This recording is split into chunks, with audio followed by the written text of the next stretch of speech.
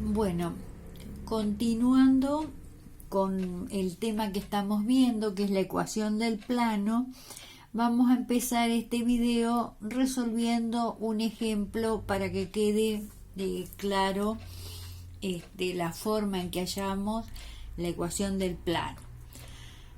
Recuerden que en la clase pasada yo les había dicho que para conocer la ecuación del plano necesitábamos un punto y un vector perpendicular al plano. Por ejemplo, acá el plano va a pasar por el punto P1 que tiene estas coordenadas y tiene un vector normal con estas componentes. Entonces, para encontrar su ecuación, formamos un vector que está contenido en el plano con el punto y un punto genérico P de coordenadas X, Y, Z, es decir, un punto cualquiera que pertenezca al plano. Entonces formo el vector P1P, recordemos extremo menos origen, entonces va a tener estas componentes, el vector P1P, X menos 3, Y más 1, Z menos 2. Entonces después, con este vector y el vector normal, planteo un producto escalar entre ambos vectores. Si el vector P1P está contenido en el plano y el vector N es normal al plano, entonces es condición de perpendicularidad que su producto escalar sea 0. Entonces me va a quedar que el producto escalar entre ambos vectores es igual a 0. Recordemos que el producto escalar, ¿no es cierto?, se hace, se resuelve, ¿no es cierto?, haciendo la suma de los productos de las componentes homólogas. Primera por primera, más segunda por segunda, más tercera por tercera. Entonces resuelvo ese producto escalar y me queda esta operación, esta ecuación. Entonces organizo y la ecuación del plano va a ser X más Y más Z y el término independiente va a estar dado por los valores menos 3, menos 2, menos 5, más 1, menos 4. Entonces acá tengo la ecuación del plano que pasa por este punto y tiene a este vector normal. Entonces, como podemos ver, el coeficiente de X, de Y y de Z, es decir, los coeficientes de las variables, son las componentes del vector normal al plano. Es decir, nosotros vimos en la clase pasada que la ecuación general del plano tenía esta forma. Esta forma. Entonces, estos coeficientes A, B y C son las componentes del vector normal al plano. ¿Está? Bien. Si yo quiero graficar este plano, ¿se acuerdan? Lo pasábamos a la forma segmentaria, que consistía en pasar al segundo miembro el término independiente y dividir ambos miembros por él. Entonces me queda esta ecuación segmentaria. X sobre 4 más Y sobre 4 más Z sobre 4, en este caso todo positivo, es igual a 1. Y donde estos valores, estos denominadores, eran las coordenadas al origen de el plano, es decir, los puntos donde el plano corta a los ejes coordenados. Es decir, el plano que tiene esta ecuación corta al eje X en el punto 4, 0, 0, al eje Y en el punto 0, 4, 0 y al eje Z en el punto 0, 0, 4. Y ahí tengo graficada una porción del plano que tiene esta ecuación. Bien, esto es lo que hemos visto en la clase pasada. Ahora vamos a ver otra ecuación del plano que se llama ecuación normal, o también se llama, la habrán visto en los apuntes, hessiana. Bien, ¿cómo llegamos a esta ecuación normal o hessiana? Nosotros la ecuación vectorial del plano llegábamos haciendo el producto escalar entre un vector que estaba contenido en el plano y un vector normal a él. Si yo divido ambos miembros por el módulo del vector normal, me queda esta expresión. El segundo miembro me sigue quedando 0. P1P por n sobre su módulo es igual a 0. Esta sería en forma sintética la ecuación normal del plano. Bien, entonces vamos a desarrollarla, a esa ecuación.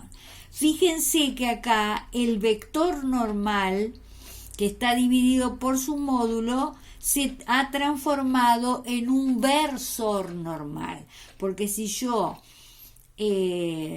multiplico un vector por la inversa de su módulo,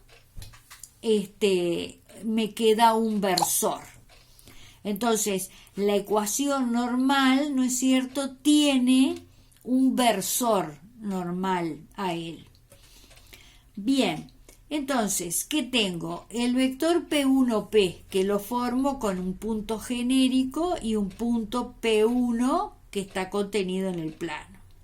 Entonces el vector P1P me queda con esas componentes. Después, el vector normal es dato, ¿no es cierto? Y tiene, por ejemplo, las componentes 1, 2, N1, N2, N3.